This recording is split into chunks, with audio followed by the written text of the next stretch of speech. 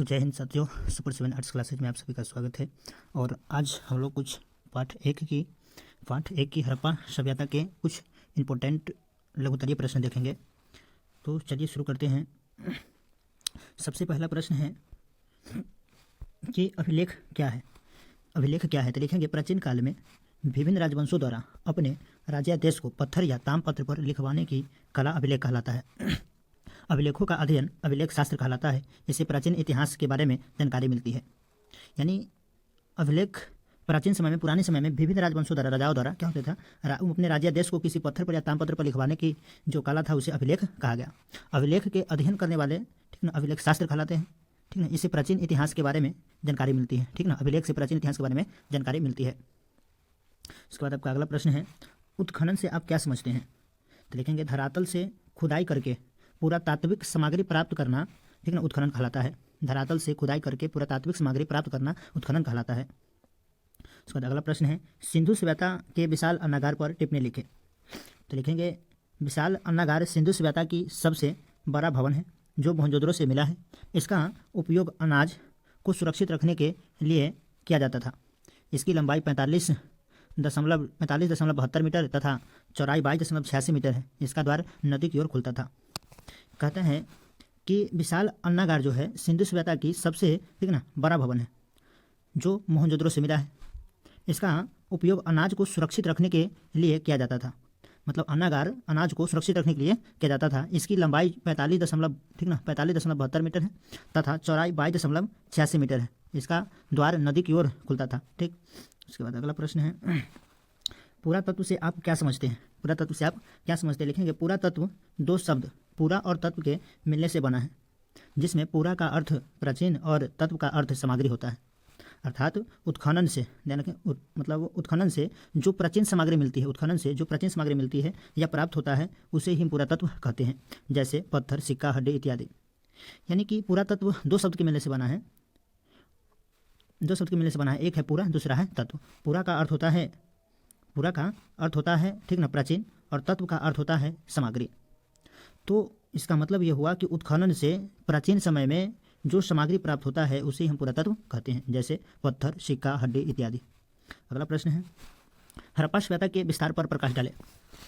लिखेंगे हड़प्पा सभ्यता जिसका क्षेत्रफल 12,99,600 वर्ग किलोमीटर, लगभग 13 लाख वर्ग किलोमीटर ले सकते हैं, वर्ग किलोमीटर है। इसकी लंबाई उत्तर से दक्षिण 1100 किलोमीटर है और पूरब से पश्चिम 1600 किलोमीटर है। ठीक ना, उत्तर से दक्षिण 1100 किलोमीटर और पूरब से पश्चिम 1600 किलोमीटर है। इसकी आकृति त्रिभुजाकार है। इसका सबसे उत्तरी स्थल मांदा है। दक्षिणी स्थल दाइमाबाद है। पूर्वी स्थल आलमगीरपुर है तथा पश्चिमी स्थल सुतकांगडोर है। ठीक ना, सुतकांगडोर है। अगला प्रश्न है, हड़प्पा सभ्यता के सिंचाई व्यवस्था तथा उसके साधनों को बतावें। लिखेंगे हड़प्पा सभ्यता एक कृषि प्रधान सभ्यता थी। कृषि अर्थव्यवस्था का मूल आधार था। लोग कृषि में सिंचाई के लिए नदियों से नहर के द्वारा करते थे। इसके अलावा खेतों में कुआं का निर्माण करके भी सिंचाई का कार्य किया जाता था। इसका मतलब यह है कि हड़प्पा कृषि प्रधान सभ्यता थी। यहाँ मुख्य आधार कृषि था। लोग कृषि में सिंचाई के लिए पानी पटाने के लिए नदी से नहर के द्वारा इस नहर यानी कि जैसे पैन के द्वारा करते थे। इसके अलावा खेतों में कुआं का निर्माण करके भी सिंचाई का कार्य किया जाता था। आपका अगला प्रश्न है, मोहनजोदड़ो के विशाल स्नानागार यानी कि जल कुंड पर प्रकाश डालें। लिखेंगे विशाल स्नानागार सिंधु सभ्यता की एक प्रमुख जलाशय है जो मोहनजोदड़ो से मिला है। इसका उपयोग सार्वजनिक स्नान के लिए किया जाता है। इसकी लंबाई 39 फीट, चौड़ाई 23 फीट तथा गहराई 8 फीट था। इसमें अंदर जाने के लिए, ठीक है, दक्षिण की ओर सीढ़ी बनी थी। यानी कि स्नानागार सिंधु सभ्यता का, ठीक ना, मोहनजोदड़ो का विशाल स्नानागार है जो सिंधु सभ्यता की एक प्रमुख जलाशय है, ठीक ना, जो मोहनजोदड़ो से मिला है। इसका उपयोग सार्वजनिक स्नान के लिए, ठीक है, किया जाता है। इसकी लंबाई जो है 39 फीट है, चौड़ाई अभी न्यू बुक में चौड़ाई 25 फीट कर दिया है ना, 25 फीट है तथा गहराई 8 फीट है। इसमें अंदर जाने के लिए, ठीक है, दक्षिण की ओर से क्या है, सीढ़ी बनी है। अगला प्रश्न है, हड़प्पा सभ्यता की जल निकासी प्रणाली पर संक्षिप्त टिप्पणी लिखें। लिखेंगे हड़प्पा जल निकासी प्रणाली समृद्ध थी, मतलब हड़प्पा की जो जल निकासी प्रणाली थी वो समृद्ध थी। भवन के कमरों, रसोई, स्नानागार, शौचालय आदि सभी का पानी भवन की छोटी छोटी नालियों से निकलकर ठीक ना गली की नाली में आता था। गली की नाली को मुख्य सड़क के दोनों ओर बनी पक्की नालियों से जोड़ दिया जाता था।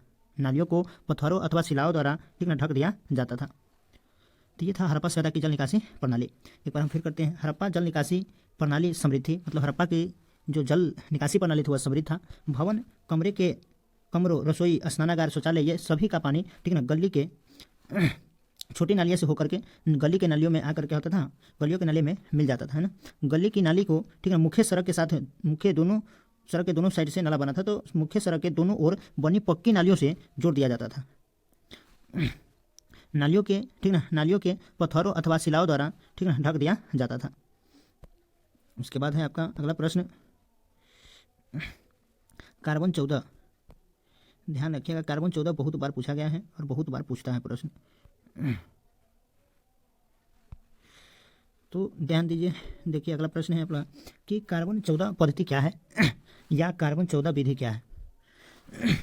लिखेंगे कार्बन 14 पद्धति जीवाश्म के उम्र निर्धारण करने की एक पद्धति है। सभी जीवों में कार्बन 14 एवं कार्बन 12 की मात्रा मौजूद होती है, लेकिन जैसे ही जीव की मृत्यु हो जाती है तो कार्बन 12 की मात्रा अस्थिर रहती है और कार्बन 14 धीरे धीरे क्षय होने लगता है।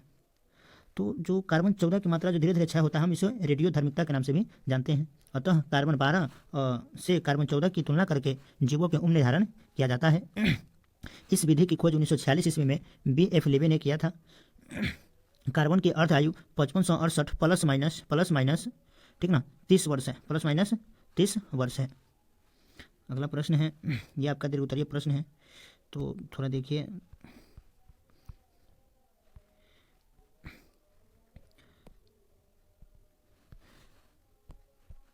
देखिए प्रश्न है सिंधु घाटी सभ्यता या हड़प्पा की सभ्यता के नगर निर्माण योजना पर प्रकाश डालें।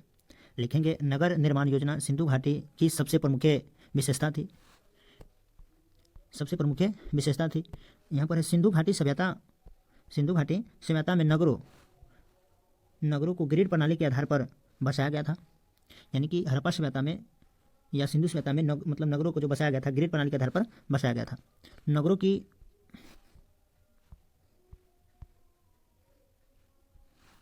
नगरों की सबसे मूलभूत व्यवस्था यह थी कि नगरों के निर्माण में एकरूपता देखने को मिलता था। यद्यपि ये नगर एक दूसरे के काफ़ी दूर बसे थे, सभी नगर किसी न किसी नदी के किनारे बसा था। नगरों के निर्माण में पकाई गई ईंटों का प्रयोग किया गया था। भवन एक निश्चित योजना के अनुसार बसाया गया था। नगर 2 स्तरीय थी, दुर्ग और निचले शहर। दुर्ग में धनी मनी वर्ग और शासक वर्ग के लोग निवास करते थे, तो वहीं निचले शहर में गरीब लोग निवास करते थे। घर इस प्रकार बसाया गया था कि उसमें एक किचन बाथरूम बना था। सभी घरों में आंगन होता था, उसके चारों ओर से कमरे बने थे। सभी घरों के बगल से सड़क गुजरती थी। सड़क के दोनों किनारे नालियाँ थी। सड़क एक दूसरे के समकोण पर काटती थी। मुख्य सड़क की चौड़ाई 10 से 12 मीटर थी। वहीं गली के सड़कों की चौड़ाई मात्र 3 मीटर थी। सड़कों पर रोशनी के लिए प्रकाश स्तंभ की व्यवस्था की गई थी। घरों के आगे कूड़ेदान था। खिड़कियां छोटी छोटी थी। घरों का मुख्य द्वार मुख्य द्वार गली के सड़कों की ओर ठीक नहीं यहाँ पर की ओर खुलती थी, जो प्रदेश प्रथा को इंगित करता है। इस तरह नगर निर्माण योजना सिंधु सभ्यता की मुख्य विशेषता थी। तो ध्यान दीजिएगा, ये क्वेश्चन थोड़ा 5 नंबर में पूछा जाता है।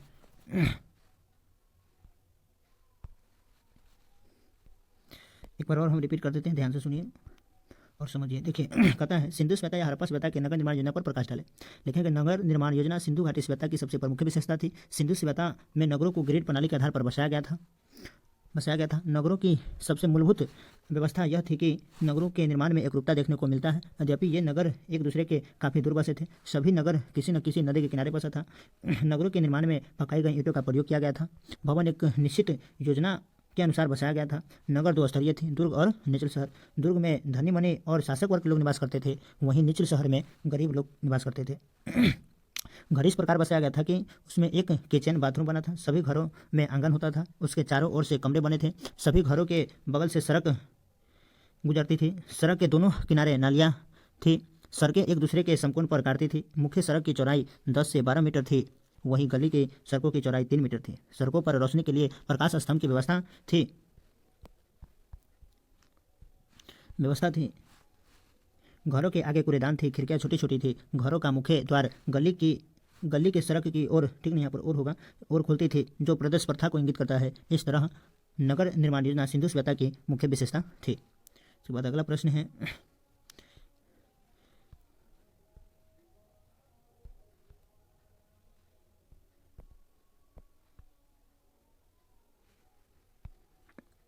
तो चलिए अगला प्रश्न है आपका, सिंधु घाटी सभ्यता के पतन के प्रमुख कारणों को लिखे या हड़प्पा सभ्यता के पतन के कारण को लिखे। लिखेंगे सिंधु सभ्यता जो वर्तमान सभ्यता की तरह एक विकसित सभ्यता थी।